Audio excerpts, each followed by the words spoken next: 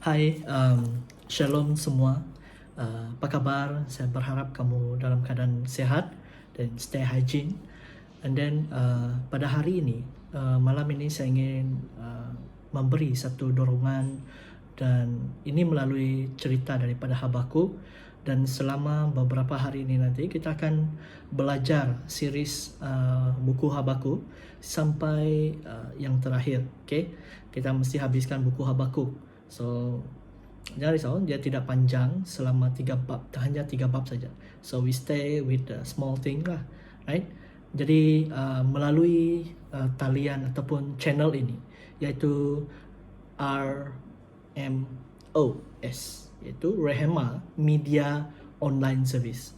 Jadi ini memang saya buka khas kepada semua kita yang ingin belajar yang apa yang tercatat daripada Alkitab, apa yang harus kita pelajari, dan sesuai dengan isu-isu semasa. Jadi ini dapat memberi dorongan dan galakan kepada kita agar kita tetap membaca firman Tuhan, stay positive in right way, right? Jadi kita akan melihat firman Tuhan yang tertulis daripada buku Habakuk pasal yang pertama, ayat yang pertama hingga yang ke-17. Ucapan ilahi dalam penglihatan Nabi Habakuk. Berapa lama lagi Tuhan, aku berteriak, tetapi tidak kau dengar. Aku berseru kepadamu, penindasan, tetapi tidak kau tolong. Mengapa? Engkau memperlihatkan kepadaku kejahatan sehingga aku memandang kealiman. Ya, aniaya dan kekerasan ada di depan mataku. Pembantahan dan pertikaian terjadi. Itulah sebabnya hukum kehilangan kekuatan dan tidak pernah muncul keadilan, sebab orang fasik mengepung orang benar. Itulah sebabnya keadilan muncul terbalik. Lihatlah di mana di antara bangsa-bangsa dan perlihatkanlah. Jadilah heran dan tercengang, sebab aku melakukan sesuatu pekerjaan dalam zamanmu yang tidak akan kamu percayai jika diceritakan. Sebab sesungguhnya akulah yang akan membangkitkan orang Kasdim, bangsa yang garang dan tangkas itu, yang melintasi lintang bujur bumi untuk menduduki tempat kediaman yang bukan kepunyaan mereka. Bangsa itu dahsyat dan menakutkan. Keadilannya dan keluhurannya berasal daripadanya sendiri. Kudanya lebih cepat daripada mancan tutul dan lebih ganas dari segala pada waktu malam. Pasukan kudanya datang menderap, dari jauh mereka datang, terbang seperti Raja Wali yang menyamar bangsa. Seluruh bangsa itu datang untuk melakukan kekerasan. Serbuan pasukan depannya seperti angin timur, dan mereka mengumpulkan tawanan seperti banyak pasir. Raja-raja dicemuhkannya, dan penguasa-penguasa menjadi tawannya. Ditertawakannya tiap tempat berkubu, ditimbunkannya tanah dan direbutnya tempat itu. Maka larilah mereka seperti angin dan bergerak terus. Demikian mereka bersalah dengan mendewakan kekuatannya. Bukankah engkau ya Tuhan, dari dahulu mataku yang maha kudus tidak akan mati kami? Ya Tuhan, telah kau tetapkan dia untuk menghukum. Ya, gunung batu telah kau temukan dia untuk menyiksa. Matamu terlalu suci untuk melihat kejahatan, dan engkau tidak dapat memandang kealiman. Mengapa engkau memandang orang-orang yang berbuat khianat itu, dan engkau berdiam diri apabila orang fasik menelan orang yang lebih benar dari dia? Engkau menjadikan manusia itu seperti ikan di laut, seperti binatang-binatang melata yang tidak ada perintahnya. Semua mereka dilarikannya ke atas dengan kail, ditangkap dengan pukat, dan dikumpul dengan payang. Itulah sebabnya ia bersukaria dan bersorak-sorai. Itulah sebabnya dipersembahkannya korban untuk pukatnya dan dibakarnya korban untuk payang. Sebab oleh kerana alat-alat itu ditempatkannya. Sebab oleh kerana alat-alat itu pendapatannya lebih mewah dan rezekinya berlimpah-limpah. Sebab itulah ia selalu menghunus pedang dan membunuh bangsa-bangsa dengan tidak kenal belas kasihan.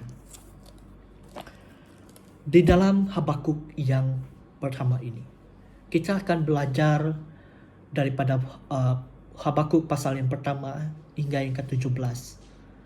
Dan melalui pasal ini, saya membuat satu tema, yaitu mengeluh.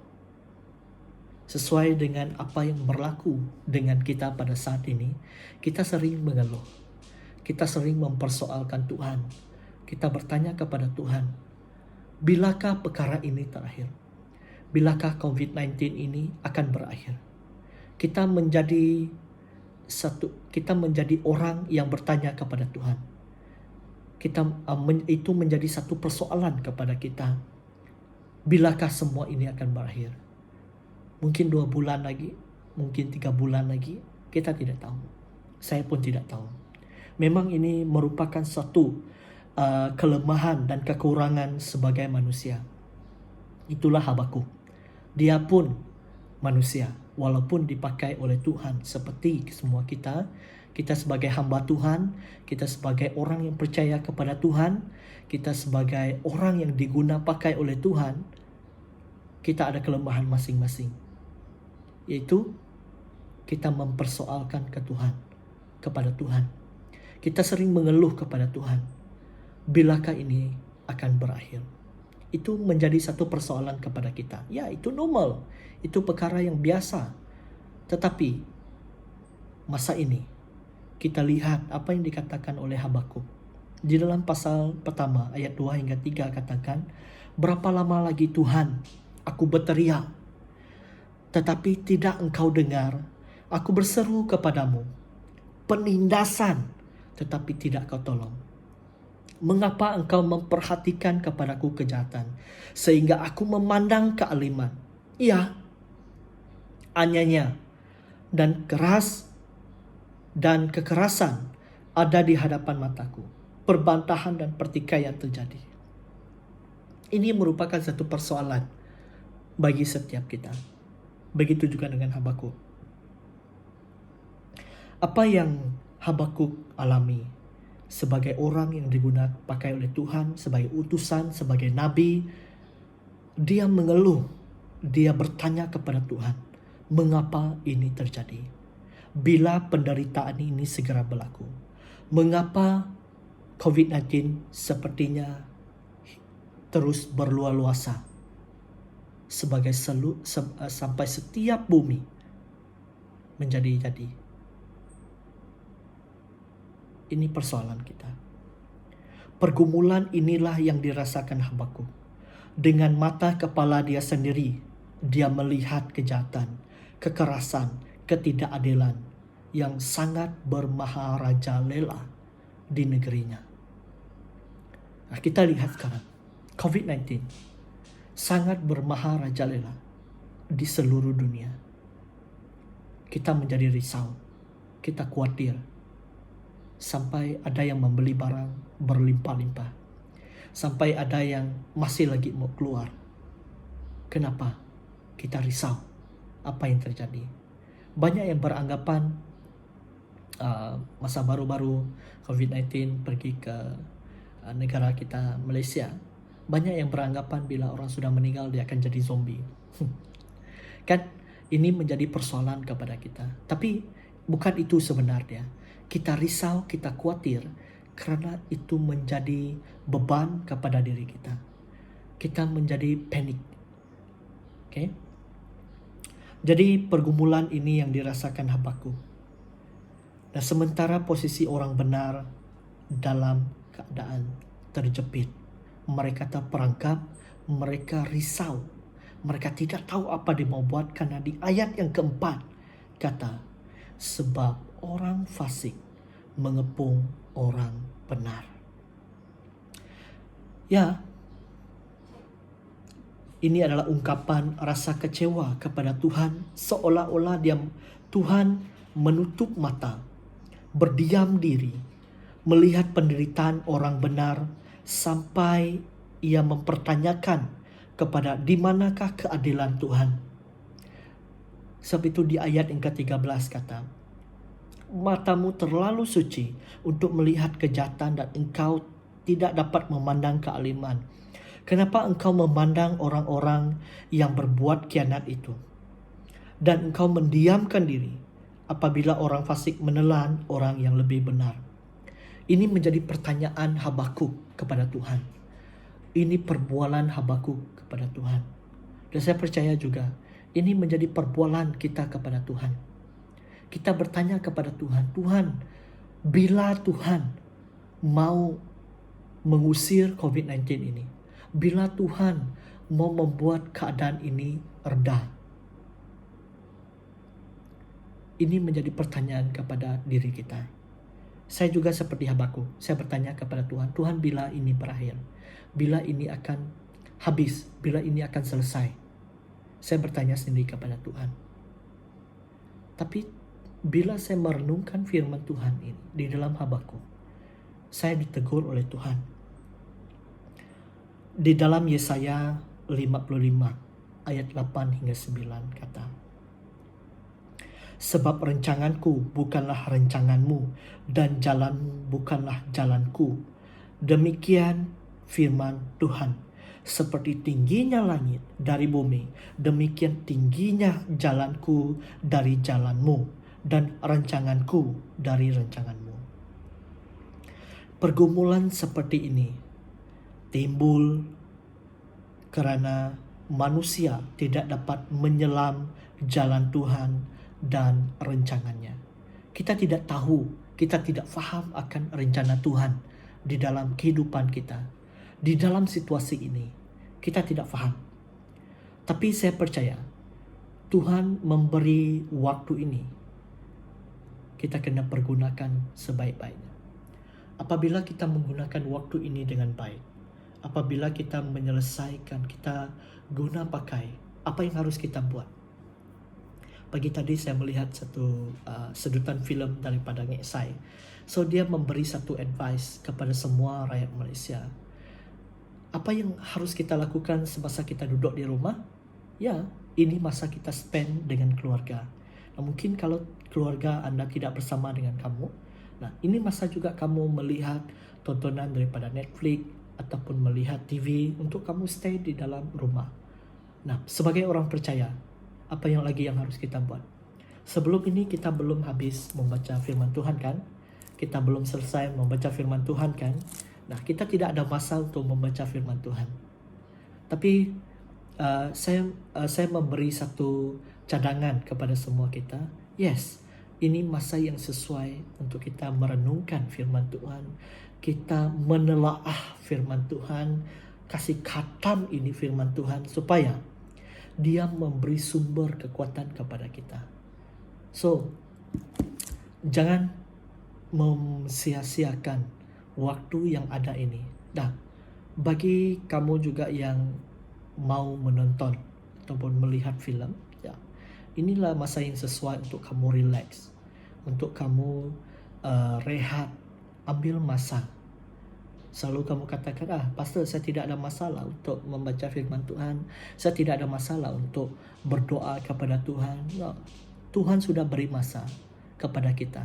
Jadi gunakanlah waktu ini untuk kita sebaik-baiknya. Jadi sesungguhnya Tuhan tidak pernah menutup mata terhadap kefasikan, tetapi ia selalu punya waktu yang tepat untuk menyelesaikannya. Nah, bila masa dia, saya tidak tahu. Hanya Tuhan saja yang tahu. Sebab dia punya rencana yang sesuai kepada kita. Jadi masa ini, pergunakanlah sebaik-baiknya. Mungkin masa ini Anda belum ada masa untuk mencuba beberapa resepi baru. Jadi gunakanlah waktu ini membuat resepi ataupun belajar bagaimana untuk memasak, untuk masak itu. Masa Tuhan sudah bagi. Right? Jadi ini masanya untuk kita bersama duduk di rumah. Stay at home.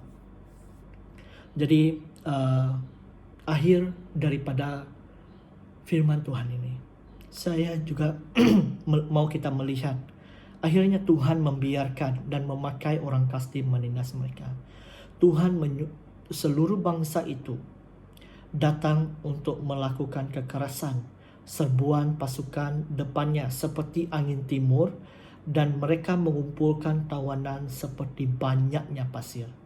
Ini yang ditulis dalam Habakuk 1 ayat 9. Sesungguhnya yang menjadi alasan utama Habakuk mengeluh kepada Tuhan bukanlah kelakuan orang Kasdim itu, tetapi kerana rosaknya moral orang bangsanya sendiri yang mengaku menyembah Tuhan tetapi berlaku fasik. Jadi Tuhan ingin memberi kita satu pengajaran sebagai orang Kristian, sebagai orang yang percaya kepada Tuhan, sebagai Tuhan Yesus sebagai juru selamat kita. Jadi ini adalah merupakan satu teguran bagi kita. Ini masanya untuk kita menjadi orang Kristian. Bagaimana? Membaca firman Tuhan, stay at home. Dan kita melihat ada beberapa organisasi ataupun gereja yang ingin membuat satu sumbangan, yang ingin menyumbang, yang ingin memberi kepada orang yang memerlukan. Dan saya tahu ada ramai orang yang di luar sana masih ada kekurangan, berada dalam kekurangan. Kita tidak tahu sebab ada yang bisnes, ada yang buat itu, ada yang buat ini. Kita tidak tahu apa yang berlaku dalam kehidupan mereka. So inilah masa yang sesuai kita menggunakan beberapa orang yang memang dibenarkan ataupun memang ada permit untuk mereka melakukan. So ini masanya kita menyumbang kepada mereka. Sekarang boleh online kan? Jadi gunakanlah waktu ini untuk kita berbakti kepada Tuhan. Kita menyerahkan diri kita kepada Tuhan. Ambil masa ini bertobat. Kita datang pada Tuhan. Kita berseru kepada Tuhan. Jadi sekian daripada saya. Terima kasih karena Anda setia mendengar firman Tuhan. Jadi saya tidak mau ambil masa lebih. Saya ingin membuat satu promosi kepada kita. Jadi setiap hari Rabu kita akan bersiar di masa yang sama pada pukul 11 malam dan sebagai satu renungan untuk kita. Dan jangan lupa juga kami juga ada membuat satu sedutan pengajaran daripada Yuna. Jadi saya mau semua kita terus keep in going. Pada hari Jumaat kita akan belajar tentang keberjayaan ataupun kesuksesan kita di dalam sebagai orang yang sudah matang, sebagai yang adult. Jadi ini masanya untuk kita mendengar dan melihat advice daripada beberapa seorang yang saya melihat dia sudah sukses baik dalam keluarga ataupun bisnes ataupun dalam pekerjaannya. So ini masanya kita belajar. Sekiranya ada soalan ataupun pertanyaan ingin dipertanyakan, Anda juga boleh personal WhatsApp saya ataupun kamu boleh komen di kami punya YouTube. So kamu boleh bertanya juga di sana, nanti saya akan salurkan kepada dia dan dia akan jawab secara personal, right? Dan selain daripada itu, pada hari Sabtu juga kita akan membuat satu online service iaitu Youth Hosanna Media TV. So di sana kita akan mendengar firman Tuhan daripada saya sendiri. Kita akan terus sambung daripada buku Lukas dan saya berharap melalui buku Lukas ini juga kita akan diberkati. Okay, so see you on next week dalam RMOS, right? Bye bye.